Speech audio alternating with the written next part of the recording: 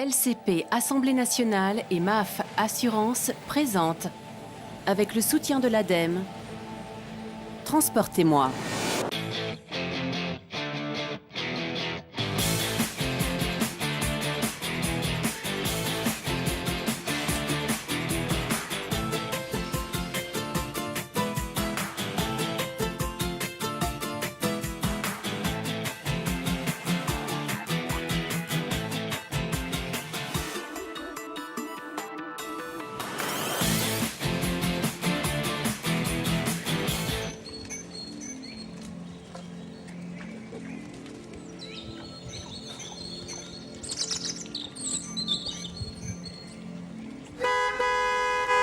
Sonore nettement moins confortable.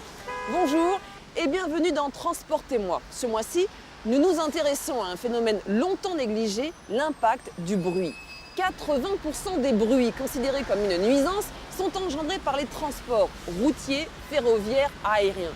Le bruit représente bien plus qu'une simple gêne, il est devenu un problème de santé publique. Le bruit non seulement altère notre système auditif, il peut aussi troubler notre sommeil, être un facteur de stress, provoquer de graves dysfonctionnements de l'organisme et notamment du système cardiovasculaire.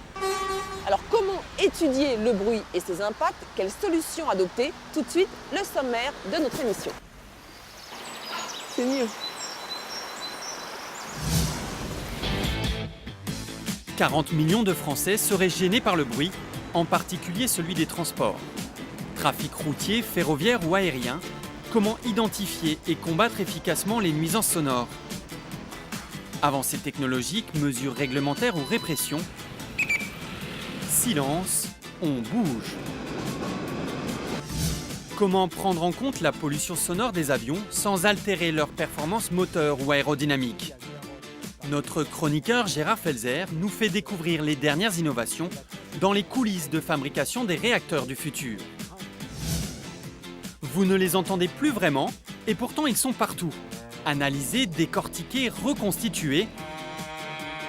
Tous les sons de votre voiture sont le fruit d'années de recherche par des ingénieurs acousticiens. Entre arguments marketing et nécessité de sécurité, découvrez ce qui se cache derrière ces univers sonores qui font le quotidien de nos déplacements.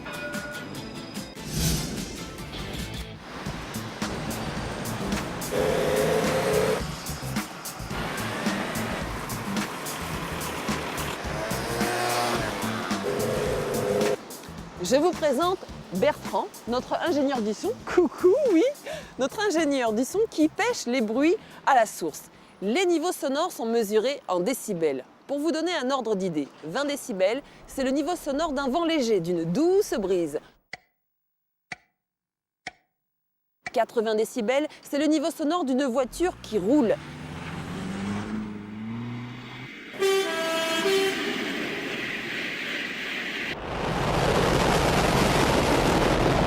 160 décibels, c'est le niveau sonore d'un avion au décollage. Alors attention, 90 décibels est considéré comme un seuil d'alerte. À ce niveau-là, le système auditif peut être endommagé. 120 décibels, c'est le seuil de douleur. Pour ne pas en arriver là, a été enclenchée depuis quelques années la grande bataille anti-bruit. Regardez.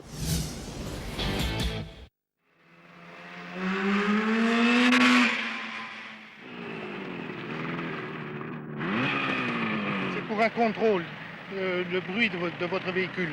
Ah bon? Ouais, je crois que c'est réglementaire, hein, parce qu'elle est toute neuve. Bon ben, vous pouvez remettre en marche. Ouais. En 40 ans, le sonomètre a quelque peu évolué, mais les missions de cette brigade de police spécialisée restent les mêmes. Effectuer des contrôles inopinés pour lutter contre les nuisances sonores. Alors ce véhicule, il est homologué à 91 décibels à 6000 tours minute. Depuis 1985, chaque véhicule a le droit d'émettre un niveau de bruit précis. Monsieur 97,5. Voilà.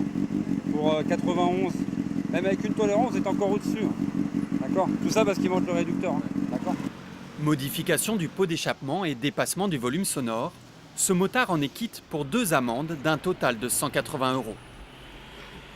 À lui seul, le trafic routier est responsable de 80% des nuisances sonores liées au transport. Pour réduire cet impact, diverses solutions existent déjà. Abaisser la vitesse des véhicules, synchroniser les feux pour fluidifier la circulation et limiter les bruits de freinage ou d'accélération. Et sur les secteurs les plus denses, on fait désormais appel à des innovations technologiques pour absorber le bruit à sa source. Ce soir, le périphérique est totalement fermé, ou presque. Les agents de la ville de Paris s'activent pour recouvrir la chaussée d'un revêtement particulier, un enrobé phonique. Le son émis par le roulement des voitures est piégé dans des micro-aspérités et perd de sa puissance. Le bruit qui est émis en surface va rentrer dans le revêtement et il ne va pas ressortir. On a une différence au niveau des décibels émis et en plus le bruit est un petit peu plus sourd, un petit peu plus agréable. Il est de meilleure qualité, entre guillemets. 1/10 du périphérique a déjà été traité, environ 3,5 km de chaussée. À gauche, l'ancien revêtement, à droite, le nouveau, plus sombre. Objectif annoncé, améliorer le cadre de vie de plus de 10 000 riverains. Donc c'est un tronçon qui protège l'immeuble situé dans le 13e arrondissement.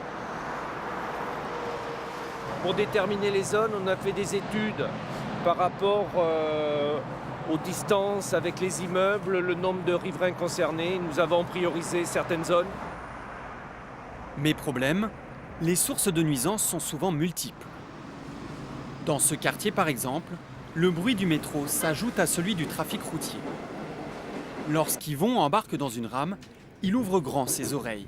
Et pour cause, suite aux plaintes de riverains, cet agent RATP a pour mission de traquer et éliminer les sources de nuisances. Et l'une d'entre elles, tout naturellement, se situe sous terre, au niveau des rails, là où le passage du métro crée des vibrations dans les habitations voisines. Donc le principe est d'isoler la voie, donc le rail du sous-sol des immeubles, avec 2 étages.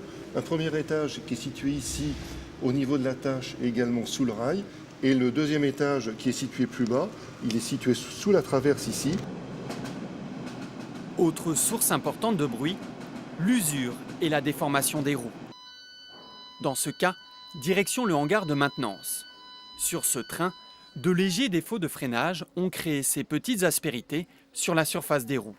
Il est bien évident que quand la roue va rouler sur le rail, ces petits plats vont créer du bruit et puis vont être gênants d'abord pour le voyageur qui va être directement au-dessus et puis également pour les riverains. Il faut alors meuler la roue. En quelques minutes à peine, elle est comme neuve. Mais un bruit peut encore en cacher un autre. Si les nuisances des transports terrestres peuvent être localement traitées, les avions, eux, s'entendent à plusieurs kilomètres. L'aéroport de Toulouse-Blagnac est, avec celui d'Orly, l'aéroport le plus urbain de France. Comme le montre ce plan de gêne sonore, le bruit des aéronefs touche une grande partie de la population toulousaine. Près de 100 000 personnes, selon les associations de riverains. Principal souci pour eux, les vols de nuit. Dans ce cas, une seule solution pour limiter les nuisances, insonoriser les habitations. Grâce aux indemnisations de l'aéroport, Pierre a pu installer le double vitrage à son domicile. Ça améliore beaucoup le quotidien parce que effectivement, dans la journée, on n'entend quasiment plus les avions. Donc c'est vraiment un bon investissement. Par contre, il y a 2 limites, c'est qu'on ne peut pas vivre fenêtre ouverte. Or, l'été à Toulouse, c'est assez normal d'ouvrir les fenêtres pour aérer. Et là, on ne peut pas dormir l'été fenêtres ouvertes, il y a trop de bruit. L'autre limite, c'est qu'en milieu de nuit, même avec l'insonorisation, il y a encore quelques avions très bruyants qui peuvent arriver à vous réveiller en pleine nuit quand ils passent trop bas. Et donc là, malgré l'insonorisation, on voit que la nuisance est encore là. Dernière solution, radicale, établir un couvre-feu nocturne. Mais pour l'aéroport, les vols de nuit restent indispensables au développement économique de la région. Pierre et ses voisins risquent de dormir encore longtemps, fenêtres fermées.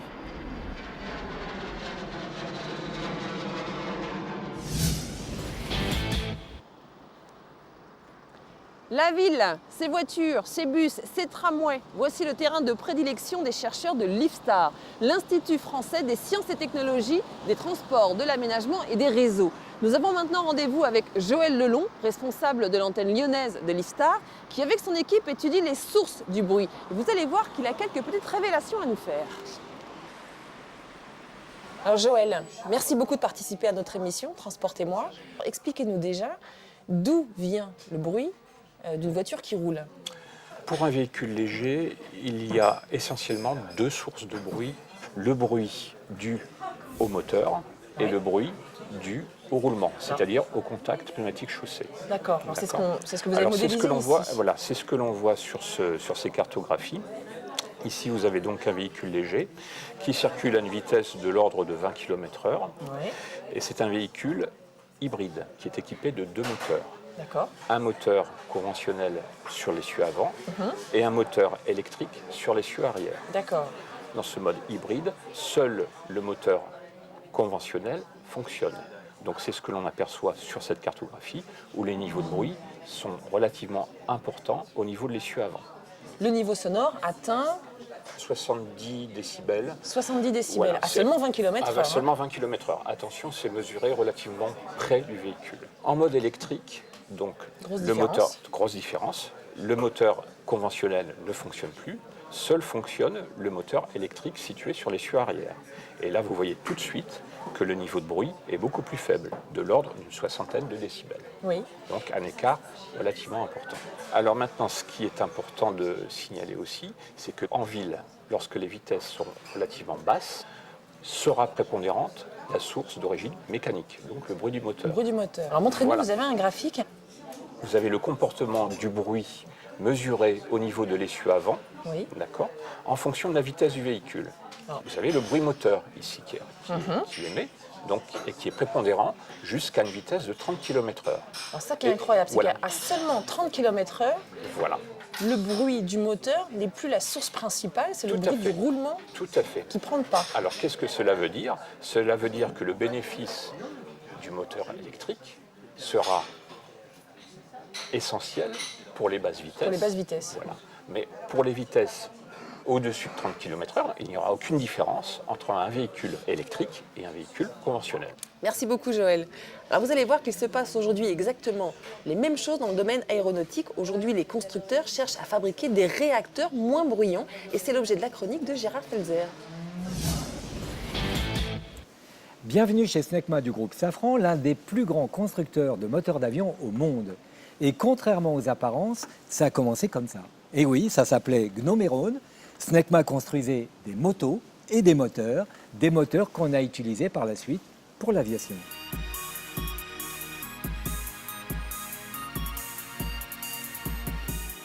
Des moteurs de moto, on est passé aux moteurs d'avion. Des moteurs un peu particuliers puisque l'hélice tourne avec les cylindres.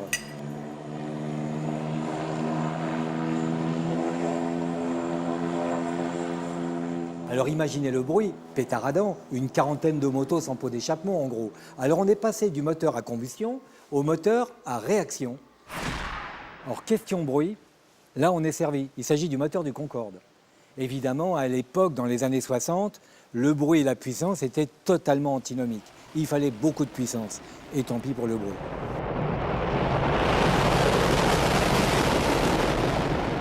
Mais depuis, on a fait beaucoup de progrès.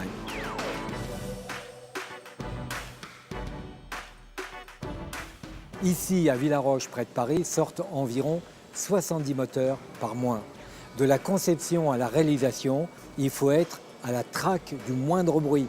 La moindre vibration, le moindre défaut provoque du bruit. Donc on est obligé de faire un contrôle qualité qui est plus qu'une horlogerie. C'est un travail vraiment en profondeur, d'une précision incroyable. Nous avons ici des robots qui scrutent le moindre détail des moteurs.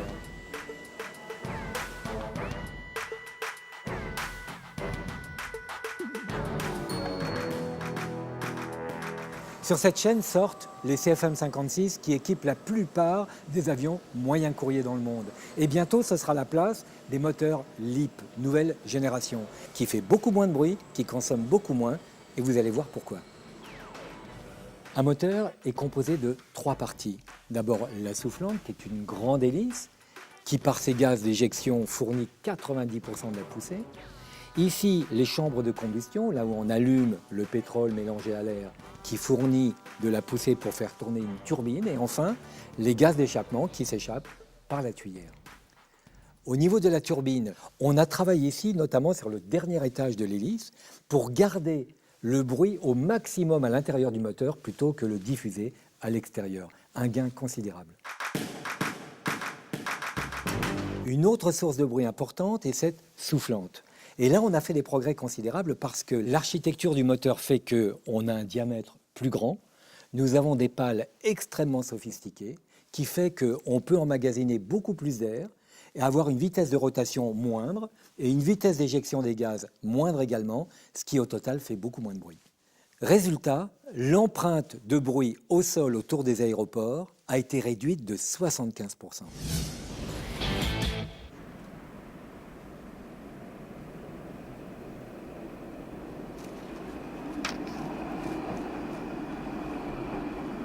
Contrairement aux apparences, je ne suis pas dans une salle d'attente. Je ne suis pas non plus confortablement installée chez moi.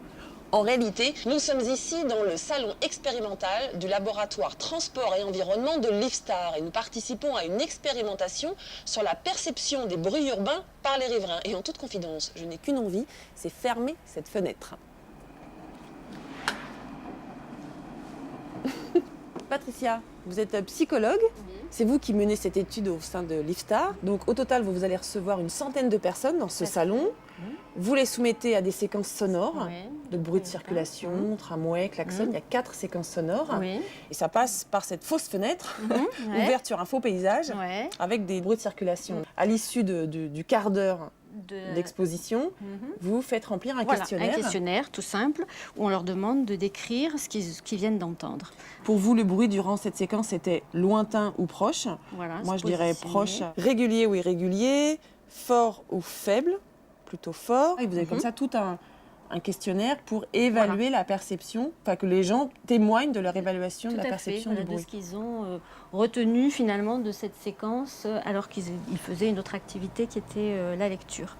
Parce qu'en fait, ce qui est important de comprendre, c'est qu'il y a une différence entre le bruit réel et la perception qu'on en a. Et vous, c'est là-dessus que vous travaillez, c'est sur la perception. Ce mot-là est important. Sur la perception, voilà. Il y a les aspects physiques du bruit, le niveau de bruit, les pics, la composition du bruit. Ça, c'est les acousticiens, c'est les aspects acoustiques physiques et la perception. Et on essaie de confronter les deux, ce que les gens ressentent, comment ils évaluent le bruit. Alors, pour bien comprendre, on peut passer côté coulisses maintenant. Bon alors, allons-y. Hop, c'est derrière. Je ne sais pas si je dois passer devant ou derrière. Alors d'ici, on se rend bien compte que tout est faux. Donc faux salon, fausse vue par la fenêtre et les fameuses séquences sonores. Alors elles ne sont pas vraiment fausses, il ne faut pas dire ça, mais elles sont reconstituées. Reconstituées, voilà, à partir d'enregistrements qui ont été réalisés dans une rue de Lyon où il y a un trafic assez dense et où il y a le tramway qui passe.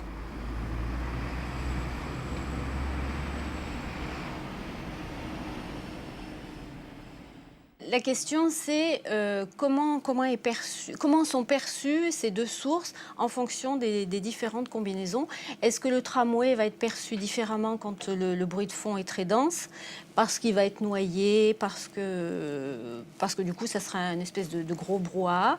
Ou est-ce qu'au contraire, quand il y a peu de bruit urbain, où il est assez faible, il va quand même être ressenti comme fort, comme très présent?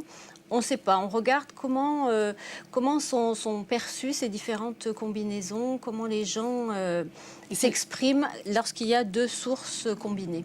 Oui, parce qu'il existe des réglementations par mode de transport. Des sources, oui, tout à fait. Mais si les gens sont exposés à deux sources, laquelle des deux réglementations, par exemple dans ce cas-là, du routier ou du ferroviaire l'emporte? S'appliquerait, oui. D'accord. Et c'est pour établir une réglementation sur la multi-exposition, en situation de multi-exposition. Merci.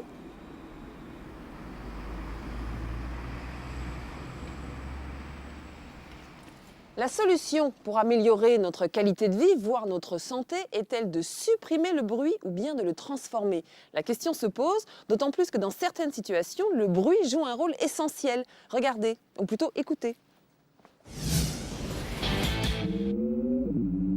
Malgré les apparences, vous n'êtes pas dans une soucoupe volante, mais bien dans une voiture. Sur ce modèle, on peut personnaliser le son du moteur perçu dans l'habitacle. Soucoupe volante, moto ou encore gros cylindré, il y en a pour tous les goûts. Un gadget peut-être, mais pour de nombreux constructeurs, le bruit est désormais un argument marketing. Un son est particulièrement étudié, celui du moteur. De quoi faire rêver les passionnés comme Gonzague. Pour lui, le ronron mécanique est un élément indissociable du plaisir de conduire. Le bruit vient s'ajouter aux sensations de conduite qu'on peut ressentir à travers le volant, à travers les mouvements de la caisse de la voiture. Et aujourd'hui, comme on a des véhicules qui sont de plus en plus étanches, des cocons, on perd toutes ces notions. On n'a plus le volant qui tremble quand la route est pavée, on n'a plus le bruit du moteur parce que les moteurs deviennent silencieux, on n'a plus les odeurs parce que les moteurs sont super étanchéifiés. Donc de pouvoir revenir un petit peu à ça, c'est sympa. Elle est folle cette caisse. De base, on le sent. Sur ce véhicule, le constructeur a rajouté des membranes acoustiques en amont des échappements pour amplifier le son du moteur. Un paradoxe après des années de recherche pour réduire le volume sonore. Le conducteur active et désactive la fonction en un simple clic. Là, je suis en normal. Et là, je viens de remettre le moteur.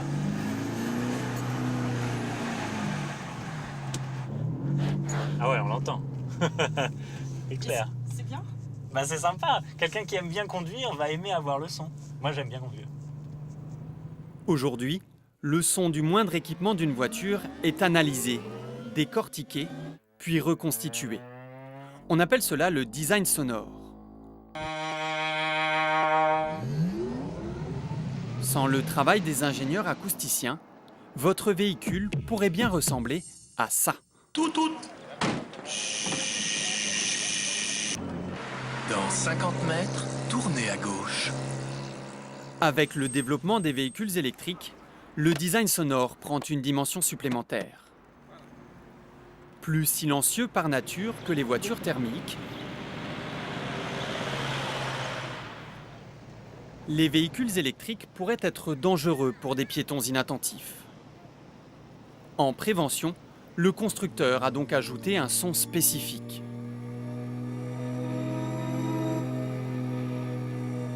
On a essayé de développer un son qui soit à la fois rassurant pour les piétons, mais aussi qui les permette de localiser en vitesse et en position le véhicule qui arrivait vers eux.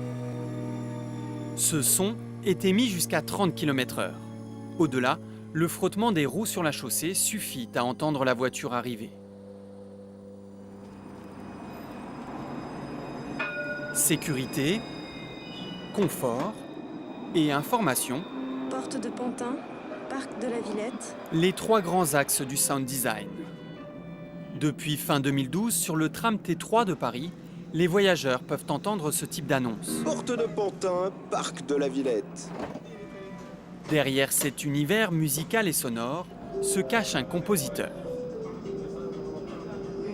Aujourd'hui, on est plutôt dans une espèce de fonctionnalisation extrême qui fait que l'intervention humaine, la possibilité de la fantaisie, d'une espèce d'un peu de légèreté, d'humour et tout ça devient très très difficile.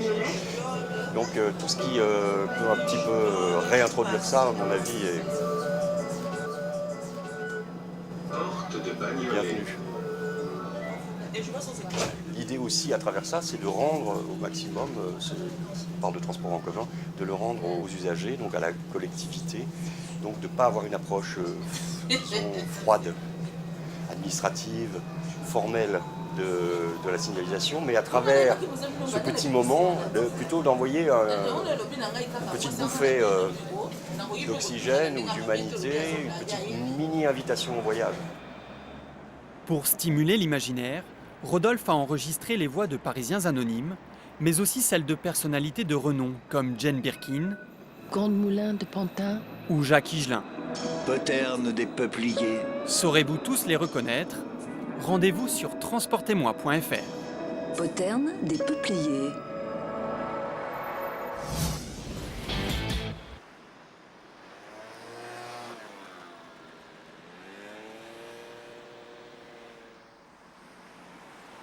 45 à 50 décibels en prenant un petit peu de hauteur.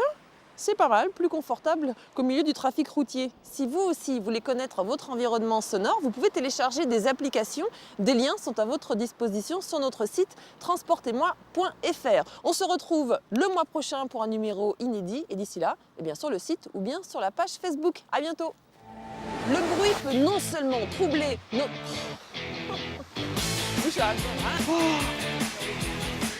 Le monsieur équipé d'une perche qui court au carrefour, il ne court pas d'ailleurs. La solution pour améliorer notre santé... Si vous aussi vous voulez connaître votre environnement... Au revoir. Ah, j'ai un peu de bouche. Ah pardon, c'est à 3 que je démarre. LCP Assemblée nationale et MAF Assurance vous ont présenté, avec le soutien de l'ADEME, Transportez-moi.